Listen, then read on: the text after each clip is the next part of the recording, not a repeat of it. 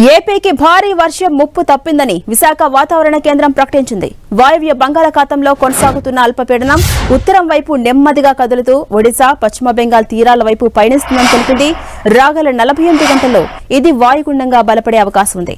రానున్న 2 రోజుల్లో ఉత్తర ఒడిశా, పశ్చిమ బెంగాల్ తీరాలకు వాయుగుండం చేరుకునే అవకాశం ఉంది. అల్పపీడనానికి అనుబంధంగా సముద్ర మట్టానికి 7.6 కిలోమీటర్ల ఎత్తులో ఉపరితల ఆవర్తనం కొనసాగుతోంది.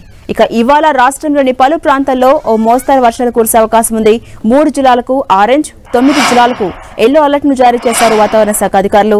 మన్యం, అల్లూరి, ఏలూరు జిల్లాలకు ఆరెంజ్ అలర్ట్ ను జారీ చేయగా శ్రీకాకుళం, విజయనగరం, విశాఖపట్నం, అనకాపల్లి, కోనసీమ, ఎన్టీఆర్ జిల్లా, కృష్ణా జిల్లా, తూర్పు గోదావరి, పశ్చిమ గోదావరి జిల్లాలకు ఎల్లో అలర్ట్ ను జారీ చేశారు. ఇక గత 24 గంటల్లో అనకాపల్లిలోని చోడవరం 11 సెంటీమీటర్ల వర్షపాతం రికార్డైంది. ఉత్తరాంధ్ర తీరం వెంబడి గంటకు 30 నుంచి 40 కిలోమీటర్ల వేగంతో గాలులు వీస్తున్నాయి.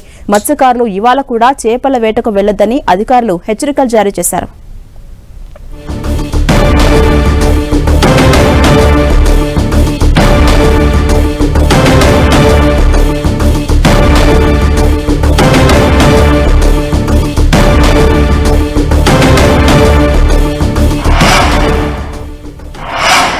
ఇదే అంశంపై మరింత సమాచారం మా ప్రతినిధి జార్జ్ అందిస్తారు. జార్జ్,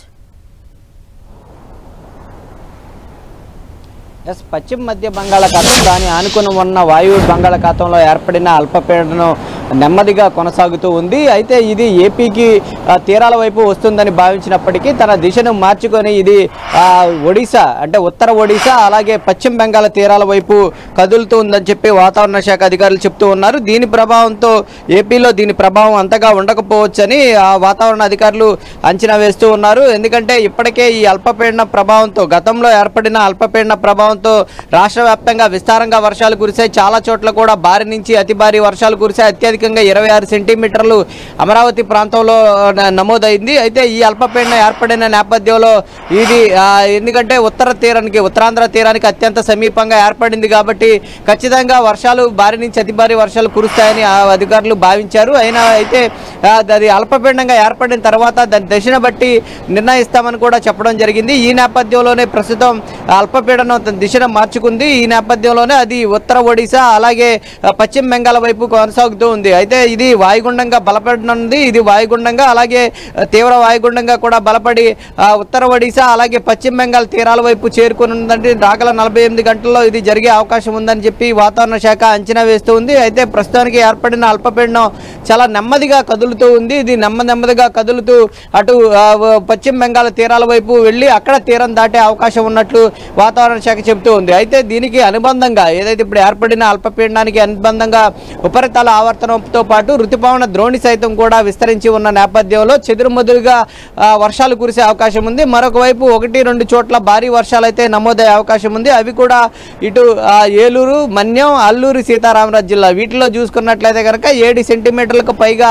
ఎక్కడైనా 1-2 చోట్ల మాత్రమే నమోదయ్యే అవకాశం ఉంది. మిగిలిన 9 జిల్లాలు ఏవైతే ఉన్నాయో అక్కడ చూసుకున్నట్లయితే చెదురుమదురు వర్షాలు అయితే నమోదయ్యే అవకాశం ఉంది. అంటే 2 నుంచి 3 సెంటీమీటర్లకు వర్షపాతం మాత్రమే నమోదయ్యే అవకాశం ఉందని చెప్తున్నారు. దీంతో చూసుకున్నట్లయితే ఏపీకి ఈ అల్పపీడనం ముప్పు తప్పిందనే చెప్పుకోవాలి. ఎందుకంటే ఈ అల్పపీడనం ఏర్పడడం ద్వారా మరలా వర్షపాతం నమోదవుద్దని ఆందోళనకు చాలా చోట్ల గురైన అవకాశం ఉంది. ఎందుకంటే ఇప్పటికే చూసుకున్నట్లయితే కనుక ఈ చాలా వరకు కూడా ఇటు ముంపు ప్రాంతాలు ఇంకా తేరుకోనే లేదు. ఎందుకంటే వాగులు వంకలు పొంగి పొర్లుతూ ఉన్నాయి. గతంలో కురిసిన వర్షాల కారణంగా చూసుకున్నట్లయితే కనుక ఇప్పటికీ సైతం కూడా చాలా ప్రాంతాలు ముంపులోనే ఉన్నాయి. మొత్తం కూడా అస్తవ్యస్తమైన జనజీవనం అంతా కూడా అస్తవ్యస్తమైంది. రాకపోకలన్నీ కూడా బంద్ అయ్యాయి. చాలా రైళ్లను రద్దు చేశారు. ఈ నేపథ్యంలోనే మరొక అల్పపీడనం ఏర్పడుతూ ఉన్న నేపథ్యంలో భారీ వర్షాలు నమోదవుతాయని భావించినప్పటికీ దీని ప్రభావం అయితే ఏపీ మీద లేదని వాతావరణ శాఖ తేల్చి చెప్పింది.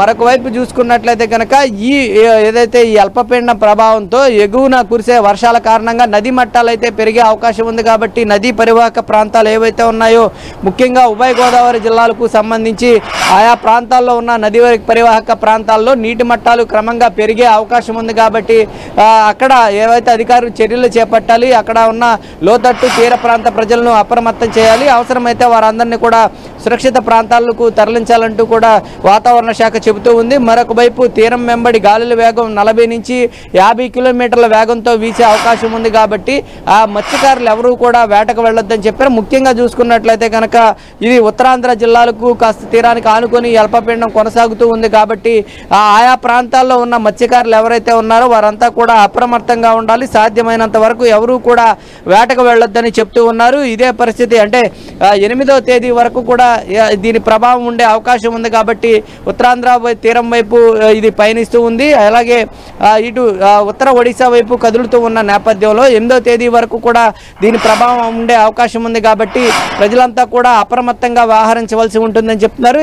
అయితే ఎక్కడా కూడా అతి భారీ వర్షాలు నమోదు కావు కాబట్టి ఈ భారీ వర్షాలు నమోదవుతూ ఉన్న నేపథ్యంలో ఇటు అల్లూరు సీతారామరాజు, మన్యం, ఏలూరు జిల్లాలు ఏవైతే ఉన్నాయో ఈ చోట్ల ఎక్కడైతే 7 సెంటీమీటర్లకు పైగా వర్షపాతం నమోదయ్యే అవకాశం ఉంది కాబట్టి ఆయా ప్రాంత ప్రజలు అప్రమత్తంగా ఉండాలి, లోతట్టు ప్రాంత ప్రజలు సైతం కూడా అప్రమత్తంగా ఉండాలని చెప్తున్నారు. అయితే ఇటు ఇది వాతావరణంలో ఏదైతే ఈ అల్పపీడనం పయనించే కొలది వాయుగుండంగా బలపడడం, అలాగే తీవ్ర వాయుగుండంగా బలపడే నేపథ్యంలో అక్కడ ఏదైతే కురిసిన వర్షాల ఎగువ కారణంగా ఇటు ఉత్తర కోస్తాంధ్రకు సంబంధించి ముఖ్యంగా ఉభయ గోదావరి అలాగే ఉత్తరాంధ్ర జిల్లాలకు సంబంధించి నదులు ఏవైతే ఉన్నాయో ఆ నదుల్లో సంబంధించి నీటి మట్టాలు క్రమంగా పెరిగే అవకాశం ఉంది.